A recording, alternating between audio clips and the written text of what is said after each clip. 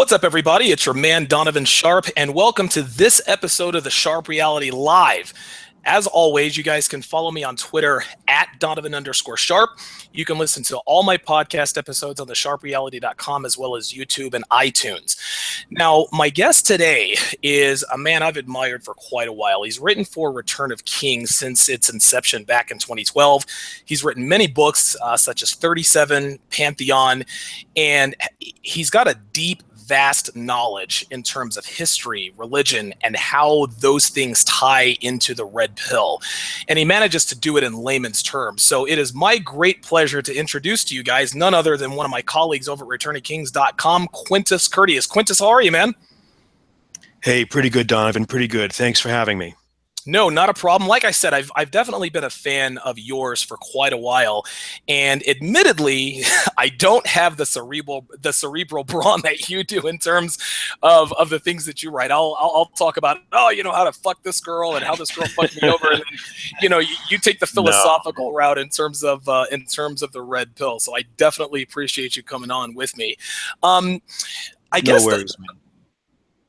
I normally ask guests, you're actually guest number 2, but I'm always interested to find out how men find the red pill. I was talking to IM over at eliminatablemen.com, and he found the red pill heartbreak, and my journey was not unlike his. So just give our audience sort of a look behind the curtain in terms of how you found the red pill.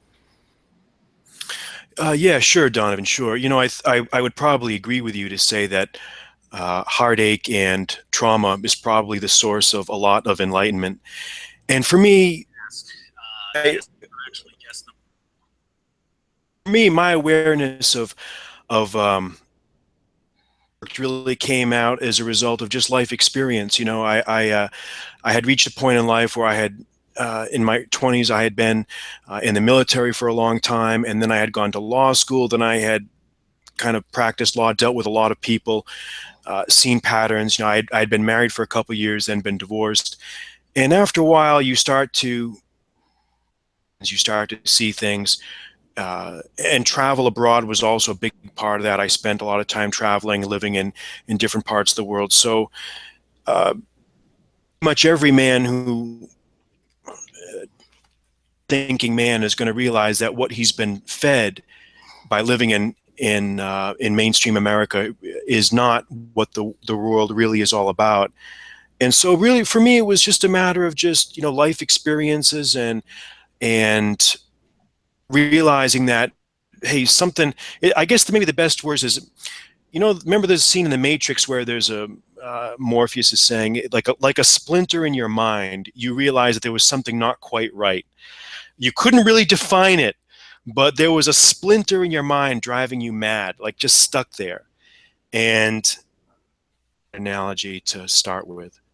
No, absolutely. I think that the Matrix analogy in terms of, that's where the red pill vernacular comes from. That's where the theme, the red pill, comes from. And it's exactly what you said. Men like yourself and me and men of our generation and now millennials, we're all raised to believe that females are made of sugar, spice, and everything nice, and that they are virtuous people. And there's probably some truth to that to some extent, but when they're steeped in the feminist sewage, it has a profound effect on women in general. And by the time they get to be, teenagers and young women, they're spoiled before. It's almost like an egg that's spoiled before you can even cook with it. Their minds have been so warped in thinking that things are one way when they really are another. And it's the same thing with young men. Again, my journey to the red pill, was not unlike yours. I did a podcast on it and talked about the one event that led me to the red pill, and it was an inconsequential 3-week relationship with a very low quality woman, and it sort of, after things transpired, I had to jump on Google and ask, hey, why do girls get over breakups so easily? And from that moment forward, I was all in. No, it's, I've talked about this with a lot of different people, Donovan, and I think the best way for me to it as being able to be described is years society in America has been systematically reconfigured to and restructured for the benefit of women at the expense of men. Essentially, what's happened is, as we all know, the rule book has gone out the window for women. I mean, all of the rules that existed for men are still there. I mean, you and I have to follow rules. We're held to standards. We're expected to man up to conform to all these rules. But essentially, for when it comes to childbearing, child rearing, there are no rules for women. You know, there are no rules. If you had to ask the average American girl what are her reciprocal duties, you know, if you asked her what a man's duties, she's perfectly able to rattle off a whole laundry list of duties that you're supposed to have. But if you then ask her, okay, well, what duties do you have? You know, say, handling the taking care of the home, taking care of the family, supporting your spouse, all of those obligations that existed for centuries, you're going to get basically a blank stare. You're going to get an answer like, well, my responsibility is to be all I can be, or my responsibility is to be the best I can be, or just some vague nonsense which means nothing. And they're just not taught. The society here, the educational system here, does not train women how to be wives, on how to be girlfriends, on how to be productive members Right, of the right. social unit. Yeah, absolutely. And it's funny how, just like you said, the last 3+ decades, the culture has systematically deprogrammed the female mind, but it did that on the male side too. The difference is again, you said it, you put it perfectly. It's taken all of the restraints on female. It's taken all of the restraints off of women and put them all on men. Women can go out and sleep with whoever they want for as long as they want, but men are largely chastised for being players, playboys, alpha cads, etc., etc. And it's funny because this starts at birth. And I'll give you a quick example. Little girls and boys, as early as preschool age, boys are taught to share and girls are taught to ask if they want something. So if you want something from the little boy, all you have to do is go over and ask him, and he should give it to you because he's been taught to share. Well, they internalize this from a young age. So when they're, a 20-something-year-old, fresh out of college slut who's, slutted around, fucked 40 guys in college, they still think that those same rules apply, when in actuality and they apply as long as she applies them, but in actuality she doesn't really understand that her biological hard drive is to belong to a man. And this is why women are miserable, because feminism and the culture, they're teaching women to go against what they really want. And girls these days are convinced, yes, I can have it all. Yes, I can slut it up in my 20s and then get wifed up in my 30s and expect to live happily ever after. And it just doesn't work that way. Women are Right. increasingly on, anti-anxiety medications, antidepressants, to cope with the fact that they have wasted their fertile years, their prime years, riding what we call in the manosphere the cock carousel, and they wonder Right. why they don't feel the same strong feelings with men as they did back in their early 20s and sometimes even their teens. And it really is a shame, because men and women are suffering. They really, really are. Right. But men, we suffer more because they're trying to pull the wool over our eyes. They're telling us that despite women behaving badly and not being accountable for their bad decisions, we should still feel the same about them. Right. No, absolutely. They want to have it. The consumer society here wants to have it both ways. They want to have an unrestricted mass media consumer society where every single person is a separated, atomized individual who can Right. be a perfect consumer, and at the same time pretend that we can be living in 1890 where all the old rules still apply. And it just doesn't work that way. You can't just do that. And like you said, Donovan, masculinity and femininity are not automatic. They have to be learned. They have to be taught. They have to be encouraged by a society that actively supports them with institutions and with education. And we don't have that. We just don't have that. All of that has been thrown out the window. So, prescription for social chaos decline and ultimate, uh, and soon or how fast that happens, nobody really knows. But these are severe social problems that no one has found a way to deal with yet. I would agree, and I would say one of the biggest severe social institutions that's probably the most responsible are your garden variety run of the mill 4-year colleges. A young female can graduate high school. She can graduate high school a virgin. She can have good, strong parents, good genes, good upbringing. She's attractive, she's feminine, etc. She spends 4 years in college, and all of that is essentially undone.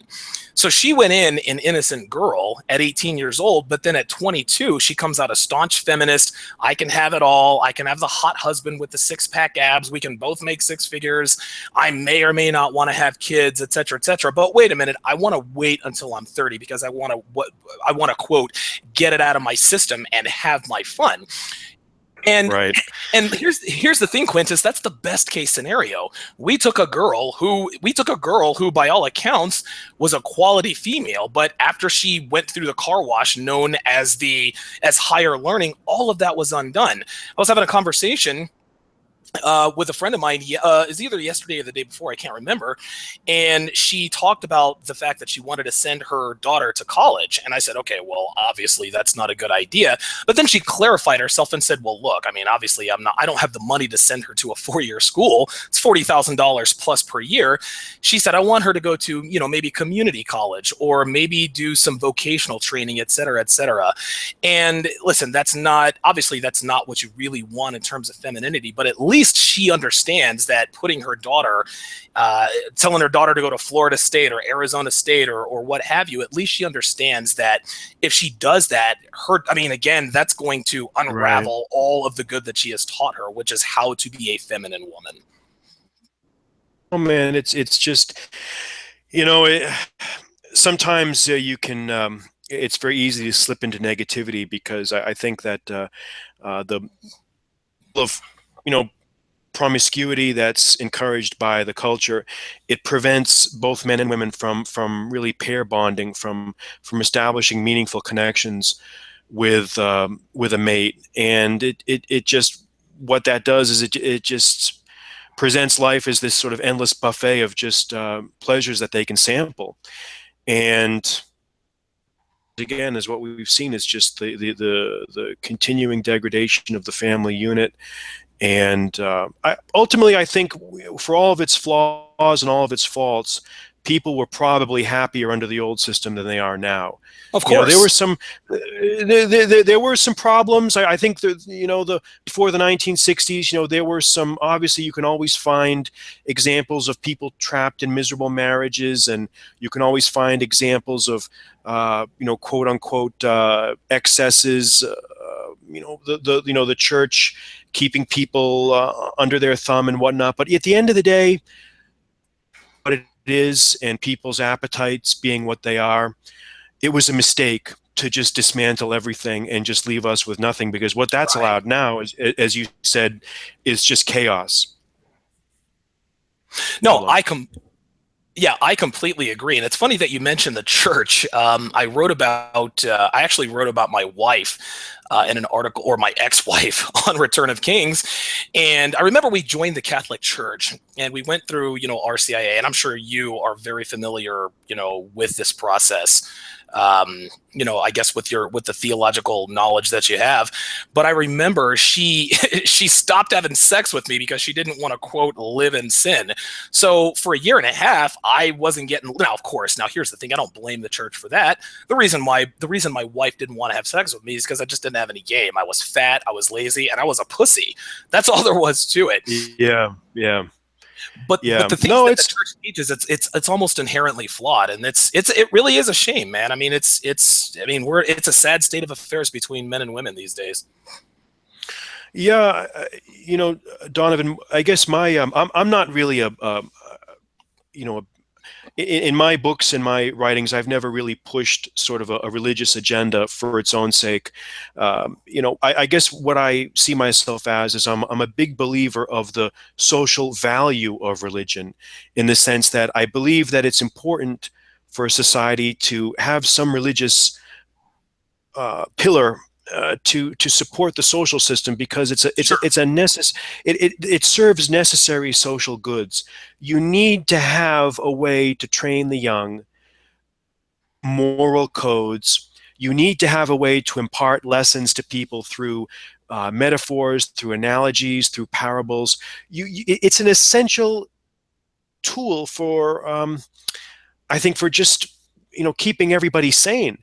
Because how are you going to, as far as I know, from my looking at history, I can't find a single example of a society that held itself together without the help of some sort of organized religion. Now, again, people always want to say, well, religion is so horrible because it suppressed free thought and it kept everybody down. And of course, you can always find examples of excesses of that. Of But course.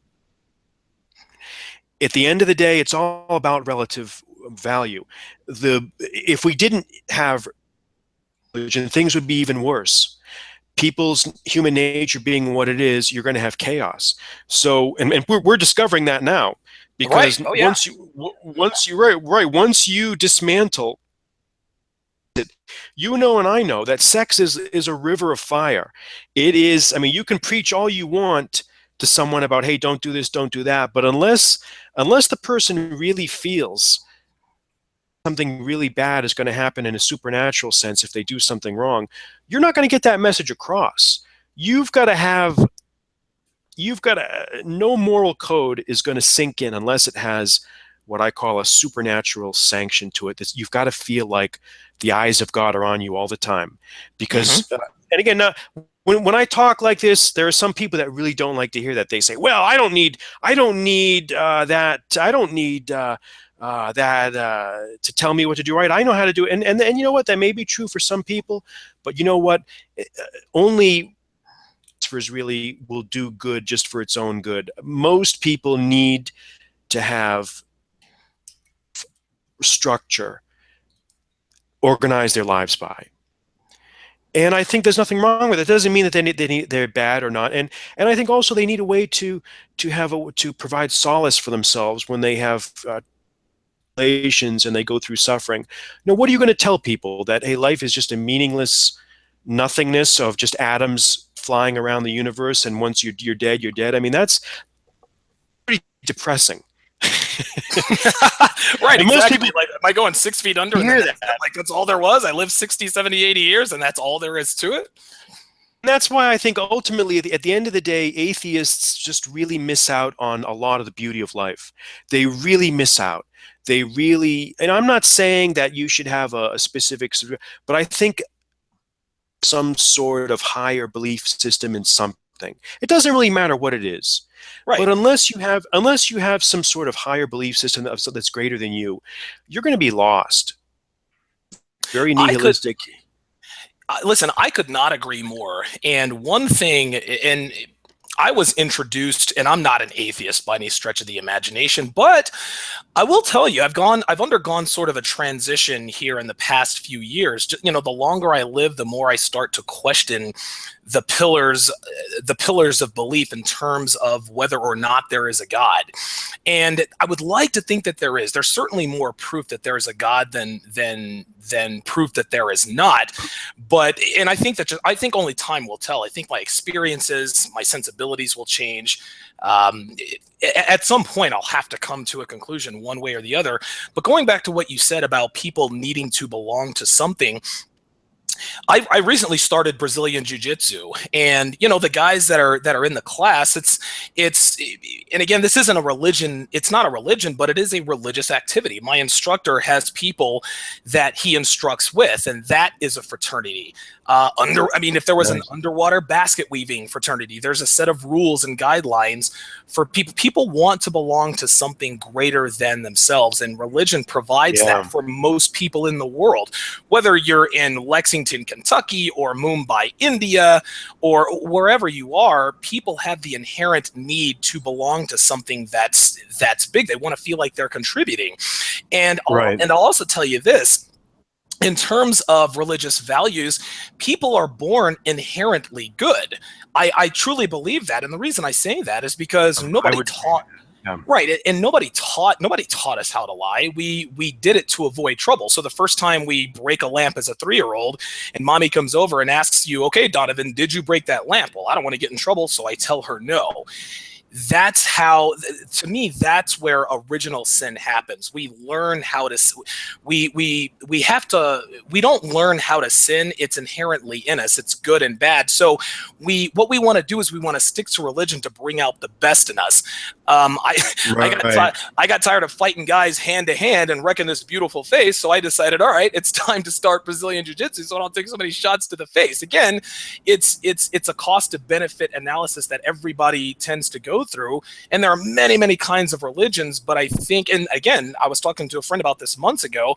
She told me, she said, religion is pretty much, most of it is pretty much all the same. Do right by people, live a virtuous life, and you'll be rewarded when you die. Of course, there are differences in, the I guess the messages and the ways to get there, but by and large, they are pretty much all the same. Absolutely. It's how to live a good life, how to behave, how to interact with society in socially responsible ways. Absolutely, Donovan. And what I think is, and you talked about the Brazilian jiu-jitsu.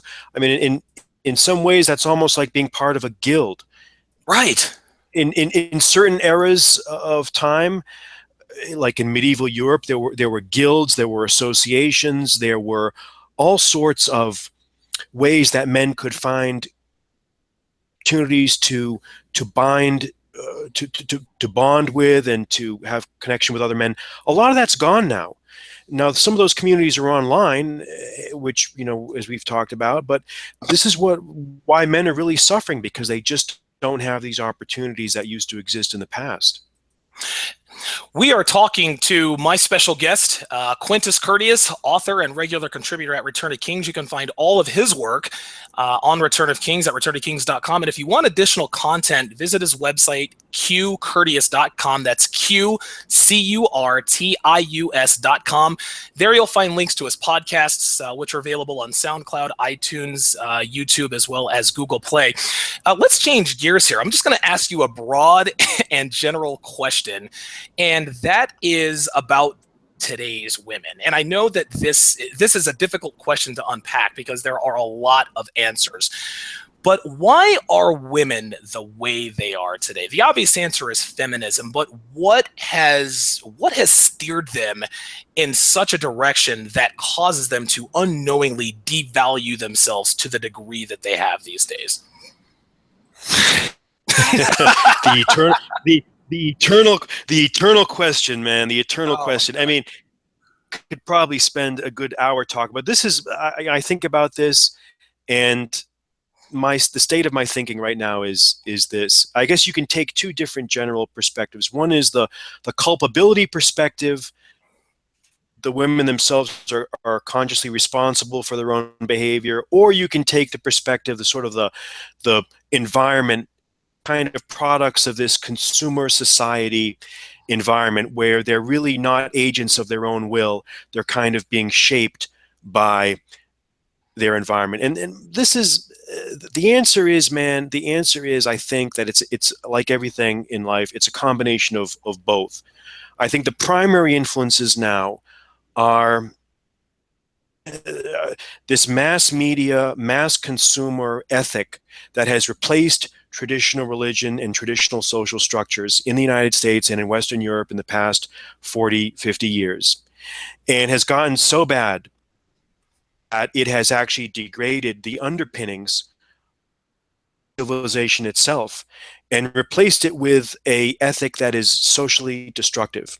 It simply aids the value of the family, of human relations, of traditional gender roles.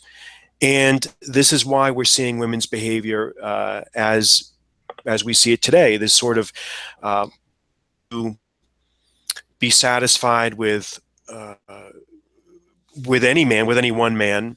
There's this sort of constant to flit from one thing to another. The next shiny object in the water that the minnow sees, it kind of latches onto that. Right. Uh, Or the next you swipe know, on the Tinder. on Tinder, I mean, flaking now has reached such epidemic proportions now. I mean, just in the past 10 years, you can set up, I'm sure guys listening to this can, you can even Tinder, you'll set up dates multiple where people won't even show up. They won't even remember them. Literally, you almost have to tether them down with dummy cord just to keep them in place. Now and that's just, yeah, an ex-military guy would get that reference. But it's not as bad in foreign countries, and that's why I think most guys who have the means and the ability have just essentially just given up on American women and just now exclusively go abroad, because it's just not worth the brain damage. It's just not worth the abuse that you have to put up with. Now, that's not always true, but I tell you what, in certain parts of this country, it's getting to be really, really bad. And we can sugarcoat it over it with, you have game. And the is no amount of game that you have is going to overcome conditioning. You can't change the stripes on that tiger. You just can't. Right. Despite what, Mr. Game Master Flex thinks he's going to go to a club and he's going to be Mr. Do this or do that. It's not going to happen. Okay. So I think there's the social, there's the environment. On the personal, the culpability angle, I think in many ways, I think women have to take responsibility. They've made their bed. They've bought into the lie. They've had chance after chance after chance to reject at least a little bit and push back against the cultural rot that they're being seduced with, and without fail, they've rejected that opportunity. And the reason is, Donovan, because they're enjoying it. The cost in that cost benefit analysis, they're benefiting too much from the decay, Right. to willingly give it up and to go back to the old way. They don't see the big picture. They don't see the misery there. They see only the short term. They only see, okay, I feel good. I want to continue to feel good. So I want to be fat.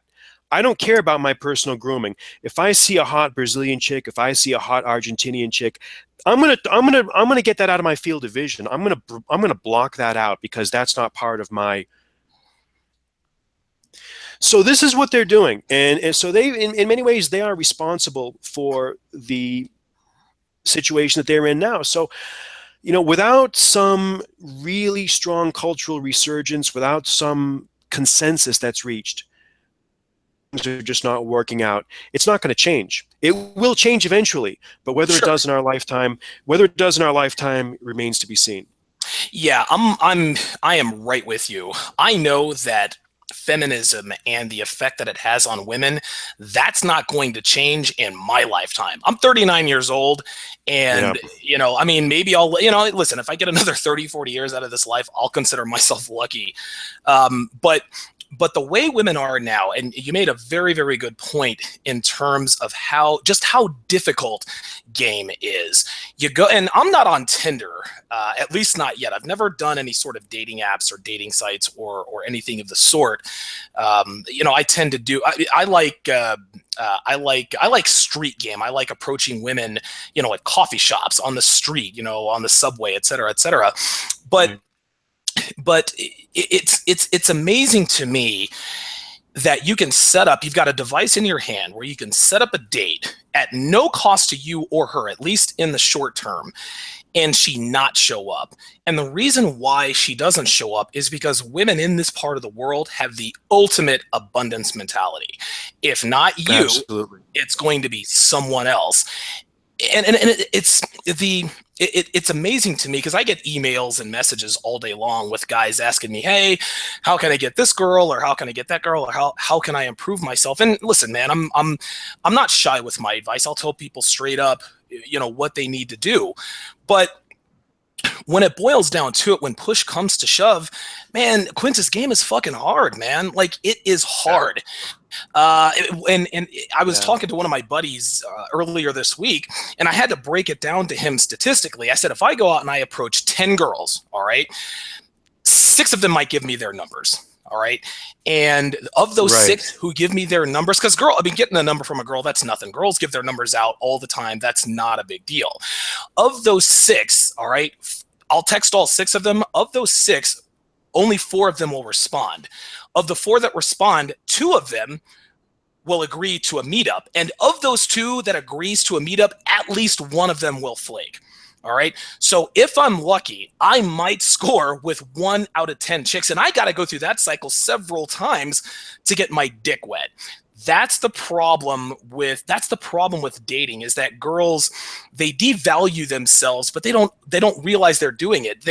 It's this projection play. Well, if I go out and fuck as many guys as I can and broadcast to the world that I am selective in this, no. The reason they do that is because that's what they want in a man. And I say this all the time. If you want to know what kind of man a woman wants, ask her what kind of woman she is, and she will quite literally give you the roadmap in terms of what she finds attractive. I've been in front of countless women asking you, and I'll just put it out there. It's actually sort of a game I play now. So what kind of a woman are you? And I'll say it jokingly, sarcastically, etc. And she still goes on and on. Well, I'm strong and I'm independent and I'm selective and I want to be mobile. I don't want to be tied down. That's the kind of man they want. And so you adjust your game as such. I am of the mind that, and again, I'm pushing 40 years old at this point. It's getting to the point where as much fun and exciting as it is to go out and fuck new girls, every week or every month or whatever the case may be, that kind of loses its luster after a little while. I remember the late, great Wilt Chamberlain once famously said, "Hey, look, man, I've had thousands of women, but it would have been nice to have that one woman that I counted on." We all know this famous number, 20,000 with Wilt Chamberlain. And even he said, he was king fucking dingling. Even he said, I would trade all those 20,000, 10,000 women in the world to just to have settled down with one. And that, again, is a microcosm of the cesspool sewage that we're in with today's women. Oh yeah, no, I hear you, man. I mean, it's so true, and I can confirm kind of what you're saying about as you get older, you get tired of that sort of prostitution of yourself. Just it feels like you're just putting yourself out there, and it's just not worth. In some ways, it's just not worth the degradation that you have to put up with. I mean, I'm 48 now. I mean, I look pretty good for my age. I look about 10 years younger, pretty much what everybody tells me. But still, you reach a point where it's just not. That's why I think my focus now is just going abroad. I like the fun that I have. I like the way that, I go to Brazil a lot. I really love the culture down there. And I find it's just a lot more rewarding, a lot more fulfilling. There's a great scene, man. I'm thinking of this movie because I watch a lot of movies, and I get just as many good quotes from movies as I do classic texts, believe it or not. but Okay, all right. but there's a great movie in the early '90s that was. If you haven't seen it, you should really see it, man. It's called it's a great. It was I'm trying to think. It was called Trespass. And in this movie, remember this? It starred Ice-T, Ice Cube. What's his name? There was some great. The plot of this movie was basically some guys trying to go to the ghetto to pull out some treasure out of this abandoned building in East St. Louis. Great movie if you haven't seen it. It didn't get a lot of publicity, but there's some great scenes in it. There's some great quotes in it. But anyway, there's a great quote in there. I'm getting to the point here, where played by Ice Cube, he said, well, there's some other character played by Ice-T, and he calls himself King James. I'm king of the street. I'm king of the street. And Ice Cube says to him, he says, like, fuck that shit. There is no such thing. There is no king of the street. It's all about survival. It's all about getting yours. And my point is, that's really the kind of mentality. Forget about being, the Wilt Chamberlain, the king of the ding-a-ling, being the man on the top of the mountain. There's no such thing as the boss. There's no such thing as the king. It's all about your focus in life should be on yourself, on survival, on getting yours. Don't compare yourself with somebody else. Don't compare yourself with, you know, guy's game or some. You got to do what's best for you. You know, if you're in a situation where you're in a great relationship or a great part of the country and you're loving life there, hey, that's fine, that's great. If you're finding that your environment is not conducive to your social health, then you have got to get out, man. You have got to get out. You've got to do things and take steps to get out of there. So that's my point. You know, it's all about survival and supply and demand, man. You know, if the quality of women that you're getting here in the States is not up to what you think is, then you have got to do something. And that's the reason why guys either expatriate, or they, if you can't do that, if that's not financially feasible, then set up your life so that you can take frequent trips abroad. Because once you do that, you escape the insanity and the abuse that you have to put up with here. And that's what I've concluded, man. You know, it's about getting yours. So get That's yours. That's exactly right. That's in terms of abuse. Men in this country, in particular, we are constantly vilified. It's like we're painted as these serial static rapists who want nothing more than to make the lives of women as horrible as they can. And you can see it in every woman that you come across. It's like if you walk. Now I'm a black guy. You know, I stand at 6'1". I'm 225. So you know I can be an imposing figure. But like, actor, what's your size? Let's see. Well, I'm a 38 waist. And, you know, thanks to the holidays, I'm not in as good a shape as I normally am. But you know, I still look all right. But yeah, that's going to be changing here. Yeah, that's going to be changing here soon. I'm gonna definitely get back into the swing of things as far as that's concerned. But the getting back to what I was talking about is that and men of all ages, it's like if you walk by a woman, she automatically thinks that you want her for something, or that every woman assumes that every man wants to fuck them. It's just it just blows my mind. I remember, this is so crazy. I actually got pissed off at this chick. I was living in Vegas, and I'm at the gas station. I drive a pretty nice car, and I'm sitting there pumping the gas, and she just comes right over to my car and starts talking to me. And she is unattractive. She's fat. I'm this tall, good-looking guy. And I'm like, okay, look, I really need you to. I had to tell her, look, sweetheart, like it's not happening. Move along. And she says to me, well, you didn't have to be rude, and da da da da da da da. And and again, this is short, fat chick, not even close to attractive, thought that, and again, it's because of the culture. She honestly believed that she was entitled to a man like me. Like what are you thinking? And then she got pissed when it was crazy. It was crazy. Dude, that happens so much. That's happened so often, man. It's like you want to say, it sounds really arrogant, but I know exactly what you're saying. It's like you want to say, man, what makes you think you're even in my league? Like, what makes you think you even have the right to step to this? You know, and you'd be like, you know, what planet were you hatched on? But this is but you know, in situations like that, you know, I always just try to be really polite, and because you don't want to, I guess my feeling, I try to put a positive spin on stuff like that. And I say, look, you know, I would never want to hurt anybody's feelings. And, you know, I would want to reject somebody the way I would want to be rejected, you know, not in a way that spares someone's feelings. So you kind of, they get it. But this is the thing, that the gender relations here have reached such confrontational aspect that, like you said, now you've got to be guarded.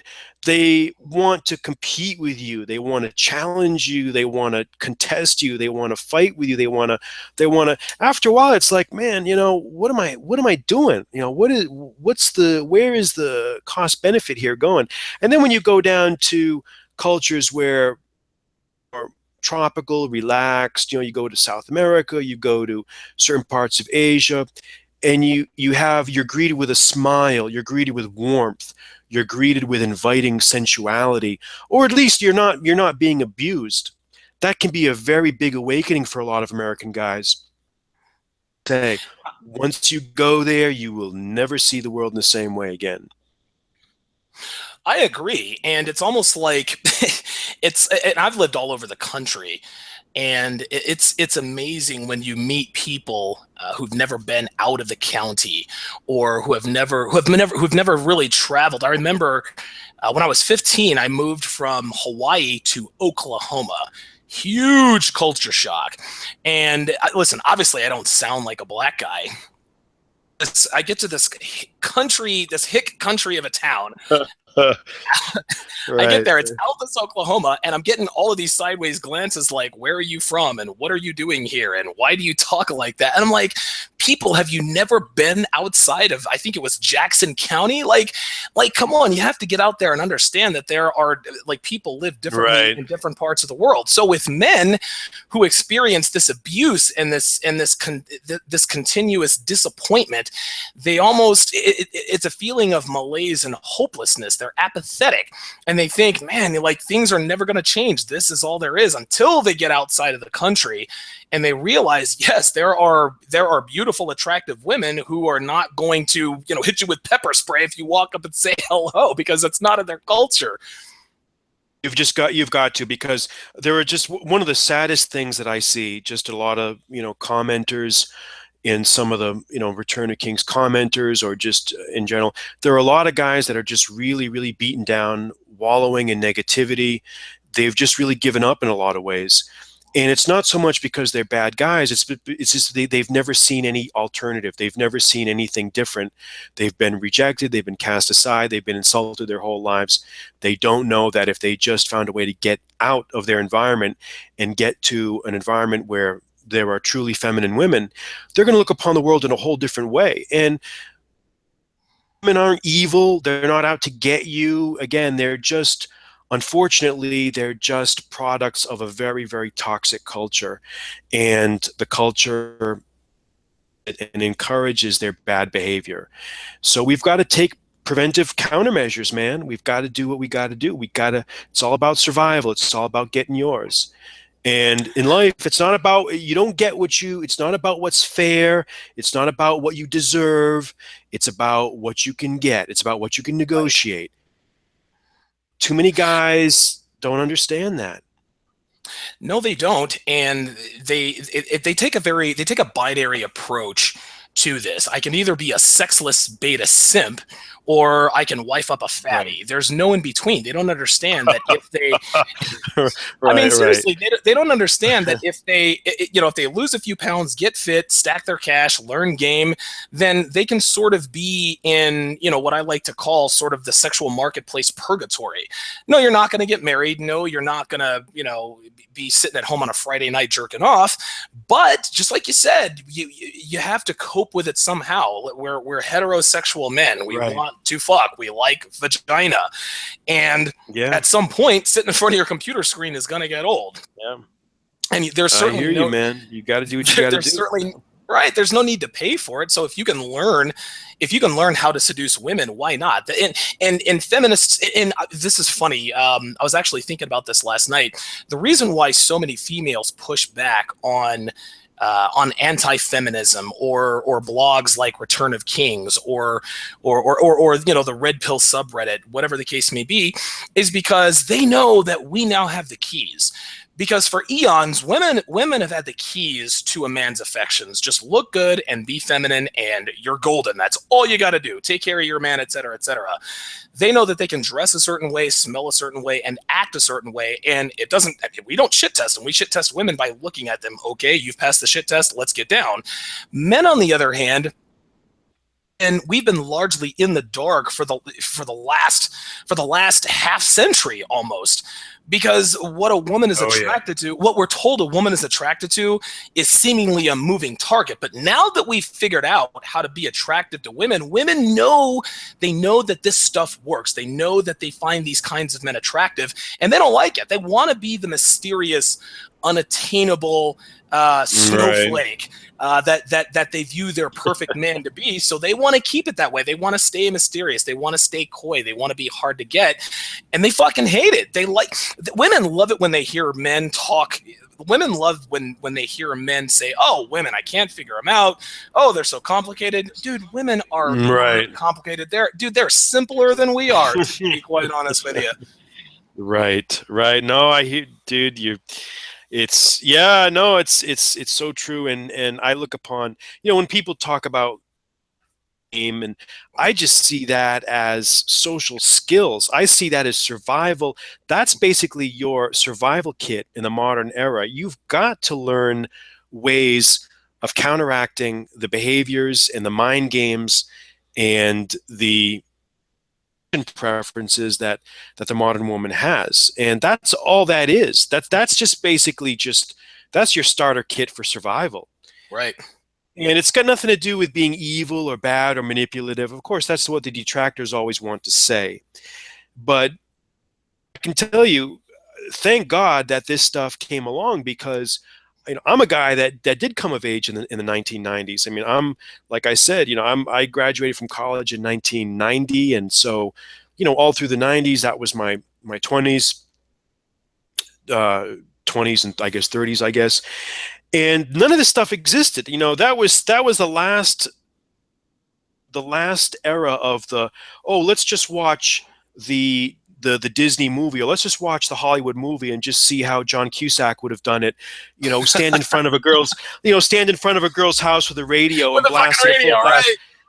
And that's going to work. If you just keep trying, if you just keep trying harder and harder, and if you just be persistent and send more flowers, and if you just debase yourself and just grovel and beg, and eventually you'll win her over, like the guy in the PG movie. And I'm saying, and you're saying to yourself, wait a minute now,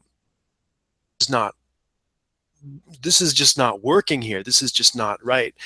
But on the other hand, what's sad, and I was reading this on the forum the other day, one of the guys said something like, he misses of like the innocence that you had in the 90s, before the internet era, when you would go to a party, and people did just go to parties just to listen to the DJ, or just to listen to, just to hang out with their boys, or just to mix with the girls, or just go and dance.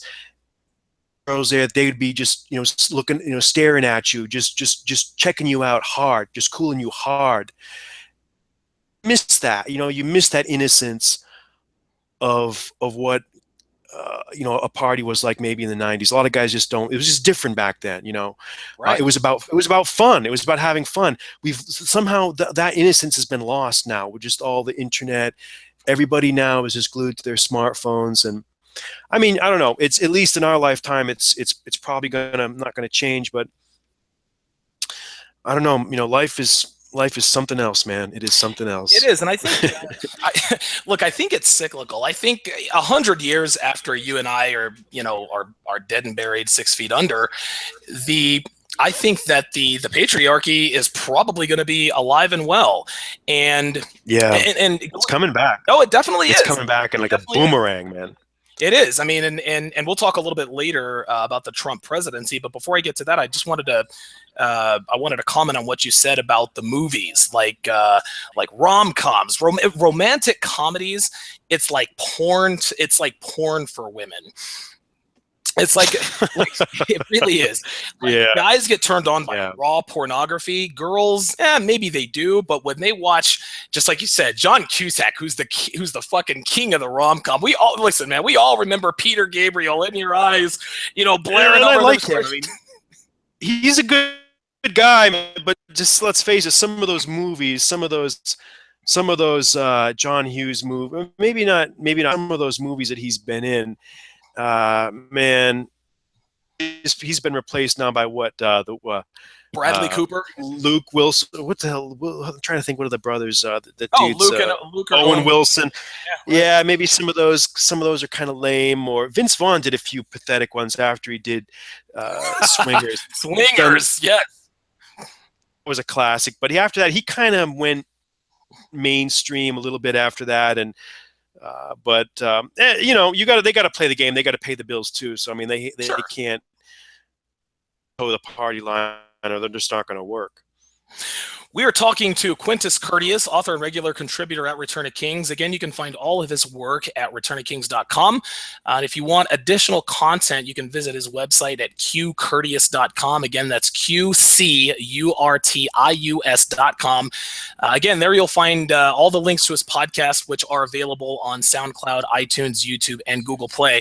And speaking of podcasts, I think it's you and Roosh who are doing a podcast.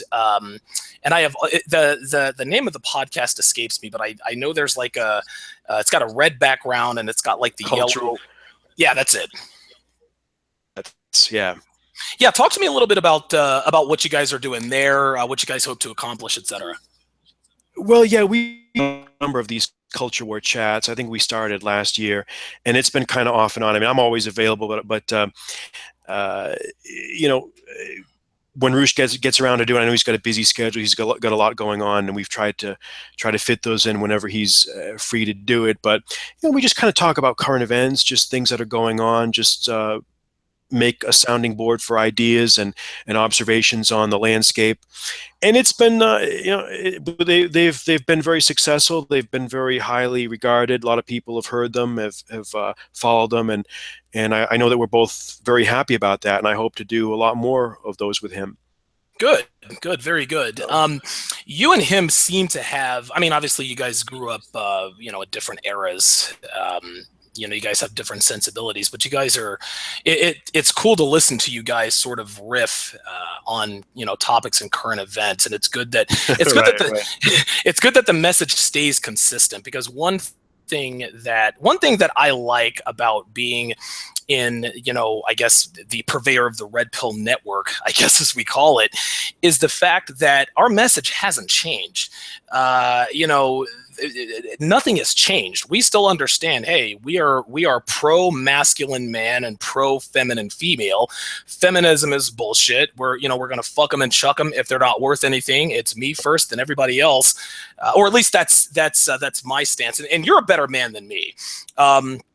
If a woman steps to you and obviously you're out of her league, you seem to be a little bit kinder. Me, I don't have that kind of heart. I will be quick. As much rejection when I first took the red pill and I started using red pill game, dude, I was blown out. I can tell you some blowout stories that would that would make your toes curl, and not in a good way. And women are quick to use their sharp silver tongues, but then when you tell them, look, sweetheart, move along, it's not that kind of party, they're like, oh my god, like, I can't believe you talked to me like that. Well, bitch, like, you talk to every guy like that, including guys at work who just approach you at the fucking coffee, and if the level of self-awareness is just not there, and that's been something that's been observed for centuries. Just when the idea that a man would reject a woman, it's very difficult even to be friends with her after that, because she will not take that. Her vanity and her pride will not allow her to accept that. I mean, if you walk out of a woman's bedroom, or you reject the advances, even if it's done politely, it is not going to, I mean, she won't necessarily be vindictive or anything, but you're just not going to recover from that. You can't keep them as a friend, or they're going to want to get you out of their field of vision in one way or another. Listen, they need that constant validation. And I'll submit this to you. Right. Women are never friends with men who don't want to fuck them. Okay? Unless she's a fruit fly, exactly.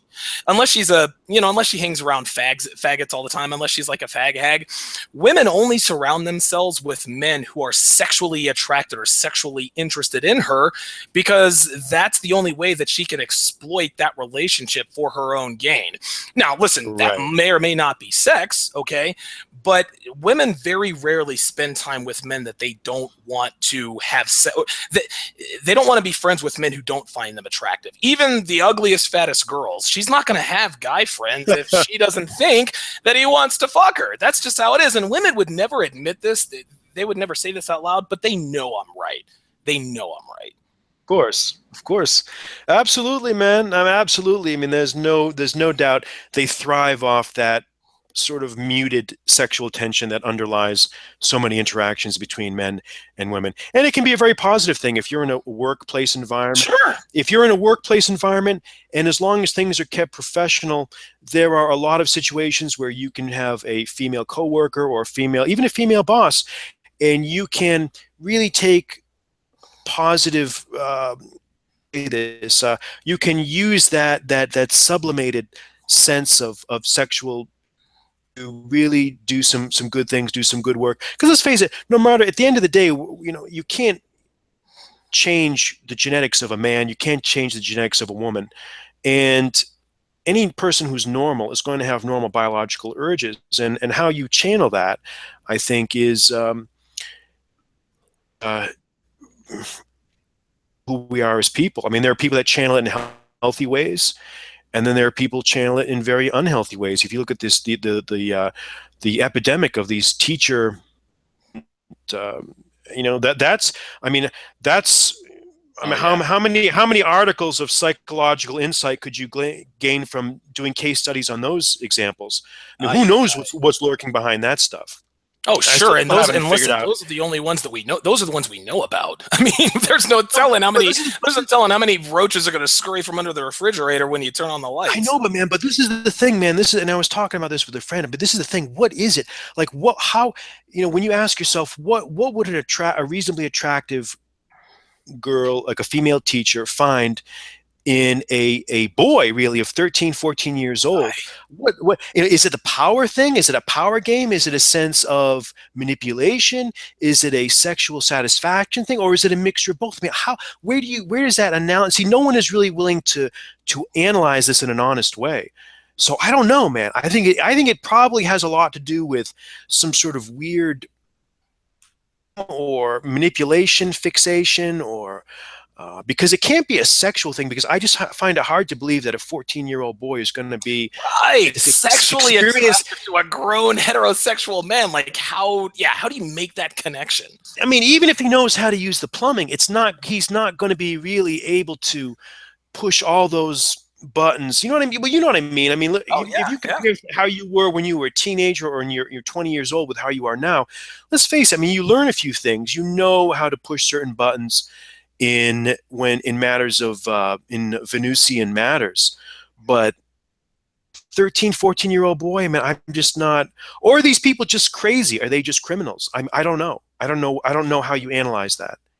You know, it's funny. I was listening to, I forget, I was listening to The Herd. I'm a big sports fan, and I like to, one radio show that I listen to all the time is Colin Cowherd. And yesterday he made some, and by the way, he's very, very red pill, although he never say it on air. The banter that he has between his quote assistant, Christine Leahy. It is No, it is a quintessential example of amused mastery. It's really funny. Anyway, I remember him talking about Aaron Hernandez. I don't know if you're familiar with Aaron Hernandez, but he used to be a tight end for the New England Patriots. And a couple years back, he was convicted of murder. And oh god, they uncovered evidence that have implicated him in yeah, a double murder from a year before. Anyway, he was talking about the difference between good parents and bad parents. And he said, listen, man, guys like Jeffrey Dahmer, Aaron Hernandez, Charlie Manson, listen, they may or may not have had great parents, but something is off with the hardwiring. Something yeah, weird is going on. You can't train that out of someone. Listen, man, as the vast majority of people are good, healthy, able-bodied, able-minded human beings, but every once in a while you get a person, man or woman, that just has a fucked up mind. And these, I yeah, believe, are the people who are fucking little, like the Jerry Sandusky thing at Penn State. How on God's green earth are you attracted to little boys? that's good, and maybe that's why it's hard for us to not. It's just hard for us to process that, because we're not like we're not missing some wiring there. But I think you're right. In some people, the wiring is just off, and circuit A is not connecting with circuit B. It's going to circuit C or D, and that's where you get this deviant behavior. So yeah, I mean, maybe you're right. Maybe that's just that. It's as simple as that. But man, it's still shocking. It's still just, because you look and you say, man, that's just not. how this happens, And then the families, like the families of, you look at the complete lack of moral compass. There was one of these recent examples, a 13-year-old boy with his impregnated his teacher.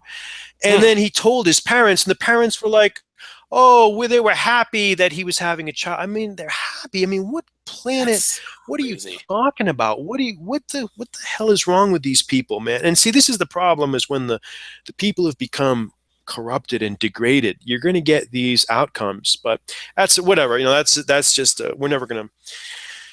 It's just going to be a certain percentage that's just going to be in the low end of the mental, you want to call it, but whatever. We're talking What do I live. what do I know? Listen, nobody knows anything at the end of the day. The more things change, the more they stay the same. We're talking live to Quintus Curtius, regular contributor at Return of Kings. Quintus, yesterday, our 45th president was sworn in. Donald John Trump and Vice President Mike Pence have now supplanted Barack Obama and Joe Biden as the president and vice president of the United States. Right. I'm one to think, and there are a lot of people in the quote alt right who believe that there are sweeping changes coming, and then there are those of us in the manosphere, or at least as far as I'm concerned, sweeping changes could come if Trump can deliver on some of his promises. What are your thoughts on Trump as a president, and how do you think his presidency will affect feminism? Well, these are good questions, Donovan. And Rush and I talked a little bit about this in our last podcast. And I like to think of myself as an optimist at heart. I've always been an optimist, despite all the ponderous reflections that we sometimes muse over. And I'm going to take a wait and see approach. He's made a lot of promises. All presidents make a lot of promises. I remember that President Obama made a lot of promises, most of which did not pan out for maybe for reasons that were out of his control.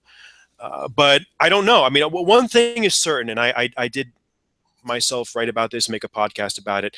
The election of 2016 was certainly probably the most startling upset in American politics Oh, you are in the not past 100 years. easy. In the Easy. past 100 years, maybe since 1860.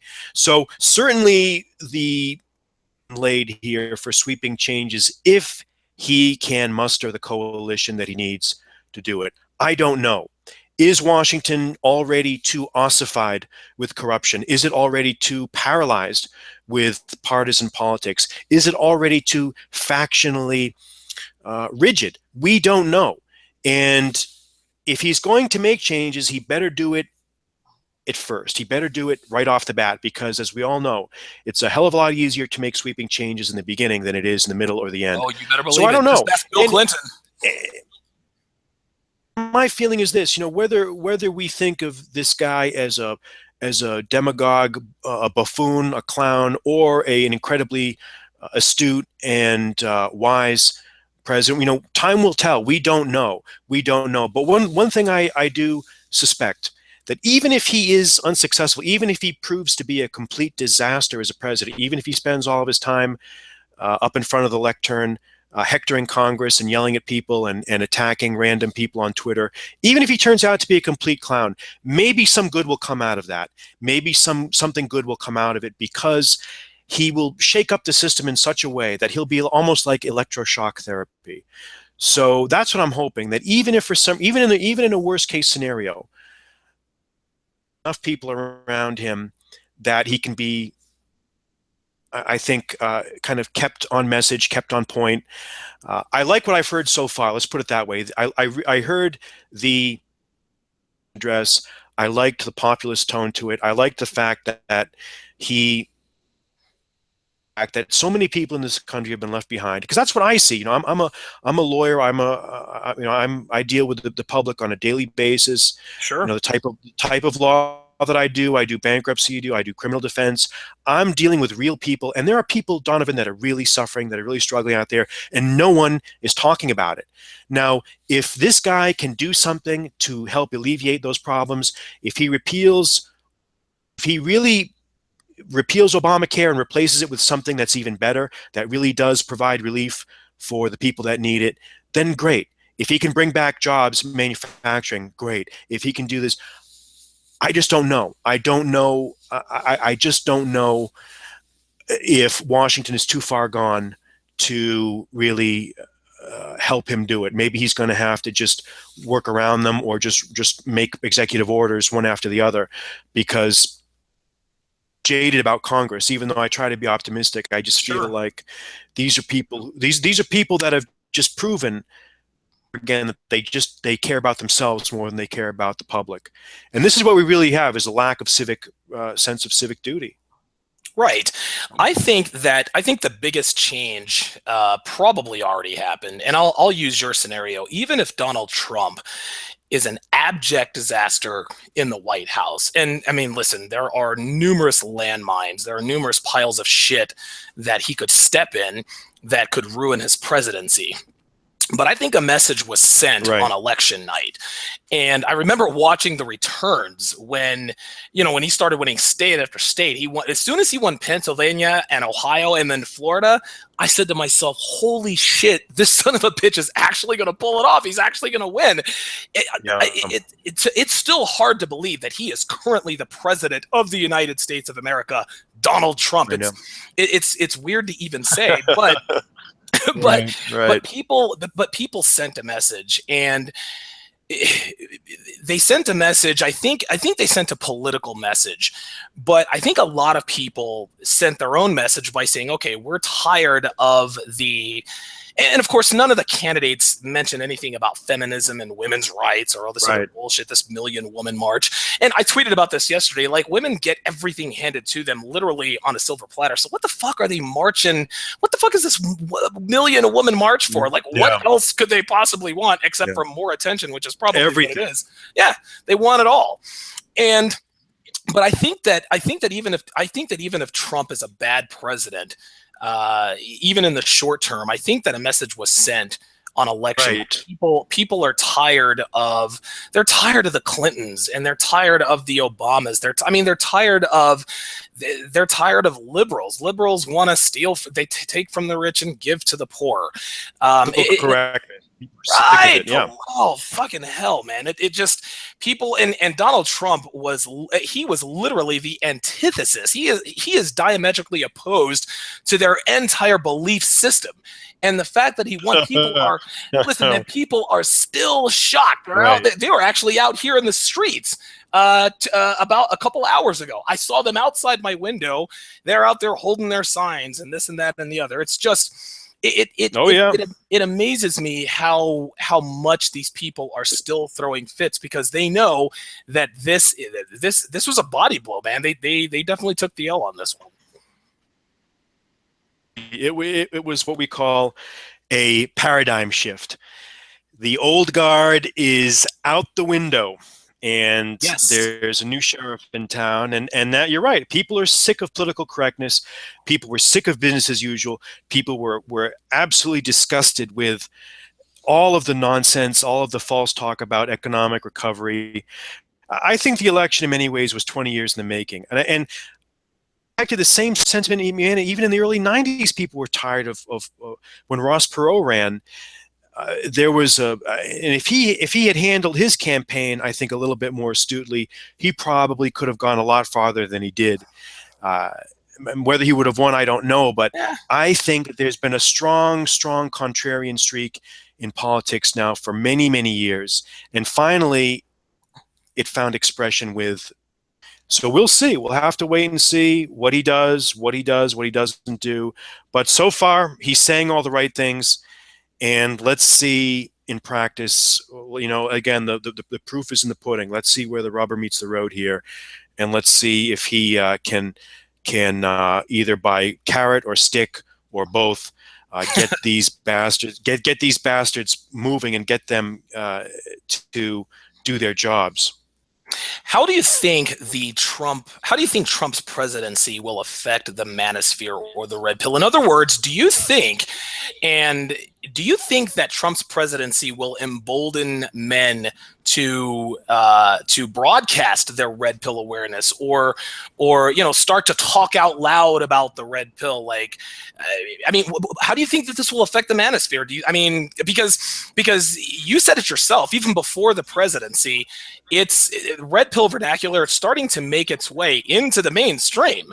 Thanks to the internet, everybody has access to everything. So, how do you think the Trump presidency will help or hurt the manosphere at large? Well, I think it is likely to have a very big effect on the culture at large.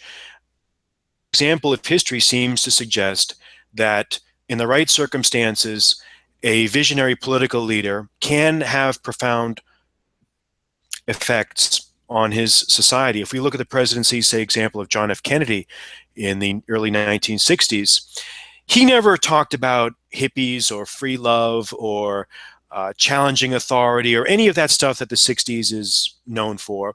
But it's pretty much acknowledged now that his presidency set in the 60s this tone of youth rebellion, this tone of questioning things. Now, the 60s have fallen out of favor in the modern era because we now, with more perspective, we now get a chance to see what negative results have, come out of that.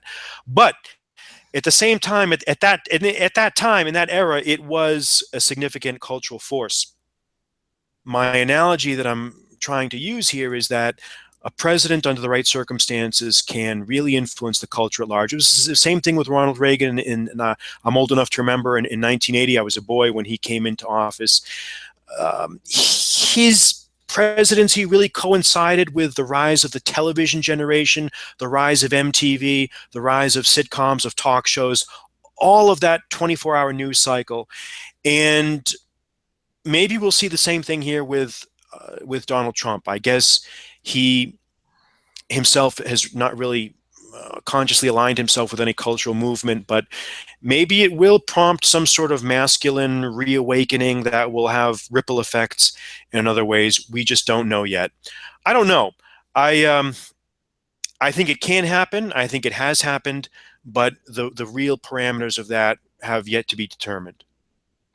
Okay, let's switch gears here. And this again is just sort of a general question as we round turn forward, come down the home stretch. Is there hope for men and women? Like, I guess in our Yes. lifetimes. Okay, and why do you say that? Why do you say that? Well, first, because there's always hope. History teaches us that things almost social situations almost never reach the point where they're just utterly irredeemable. Good leadership, wise cultural changes can always change the dynamic. We've seen just with our own eyes. Who would have ever imagined maybe ago that we would have the president that we would have now? Things can change very, very quickly in politics, in society, with culture. I think we're probably on the cusp, on the verge of probably a new renaissance in some ways.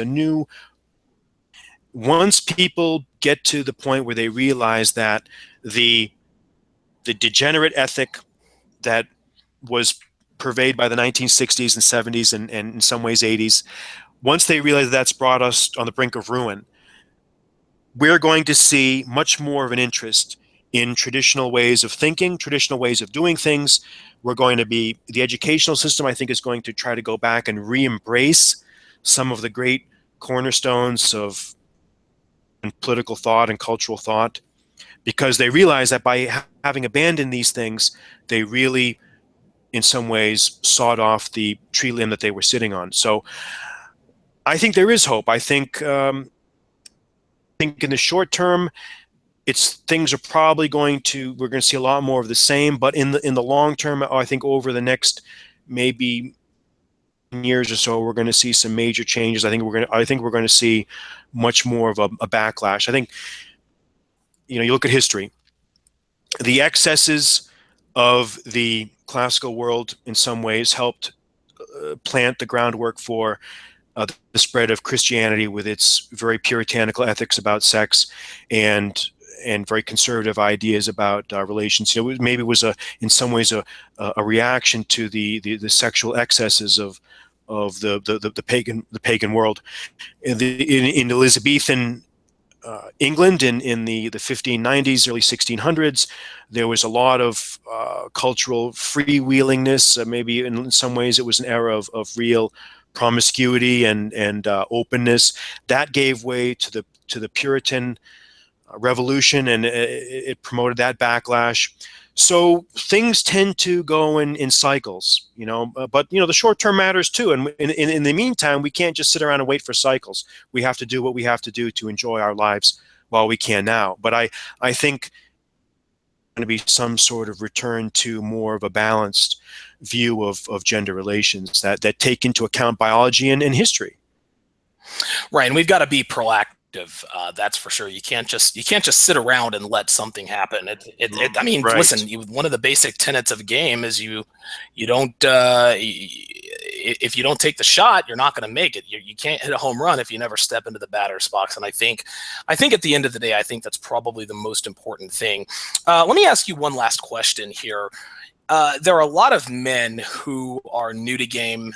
They've discovered the red pill. They've gorged themselves on all of this information. They have finally realized that all women are like that, et cetera, et cetera. What is the next step for men who are new to game? Okay, I understand now what's really going on. What's the progression?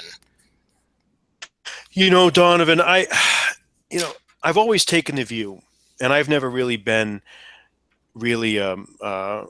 primarily like a game guy, or even minorly a game. I mean, I've written a few articles about it, but unlike you and maybe some of the other guys, I don't really spend a lot of time talking about it. But since you asked me, when it comes to game, again, I just see game as a word that describes social skills with women. Social skills to enable you to interact with women in a way that helps you fulfill your biological needs. And there's no substitute for experience. I think the best way, if I was advising myself 17, 18, in my late teens, early 20s, I would say to myself, I'd say, self, you got to get out there. You got to get out there and you got to get your nose bloodied. You got to get out there and experiment. Ultimately, at the end of the day, people are human beings. You've got to put your ego on hold. You've just got to make the approaches. You've got to go to the clubs. You got to go to the bars. You got to run. So you got to read about. You have to make it almost a hobby. You have to actually immerse yourself. Friend, if you want to, you got two options. Either you can be, as said in his famous, bust move, you can hang yourself with a celibate rope. Right. You can hang yourself with a celibate rope. You can, swallow your pride, and you can try to go out there and you can try to make things happen. Read the books, read Rush's books, read your articles, read articles that have been written about people on how to approach women, how to interact with women. Read the threads on the forum. I mean, there's that great thread, the MoMA and the Rude Boy thread on the forum. You know the one I'm talking about? Oh yes. Oh yeah. I know exactly which one you're talking about. Absolutely. Game, gems being dropped by so many different members. And again, I don't really contribute, but I do lurk there because, hey, it's as they say in Portuguese, fode até morrer, fuck until you die. And Right. you're gonna be gaming in one way or another until you're on your death in your wheelchair in your 80s. So that's just the way biologically, that's the era that we're in now. The best cure for a broken heart is to go out and find another one. So I guess my what I'm trying to get at is, I wish there was a quick answer, Donovan. I wish there was a wave the magic wand answer. I wish there was Sure. a pull a rabbit. I wish there was a pull a rabbit out of the hat answer. But you've got to put in the work, man. You've got to put in the work. You do. And you gotta be prepared to take abuse. And that's the one thing that's the hard, at least for me, that was the hardest thing. Is it sucks to have to go out there and get humiliated. It sucks because you're like, man, this is just you don't compare yourself to other people. Don't try to judge or evaluate yourself with other people. Remember, you are yourself. It's all about getting yours. It's all about survival.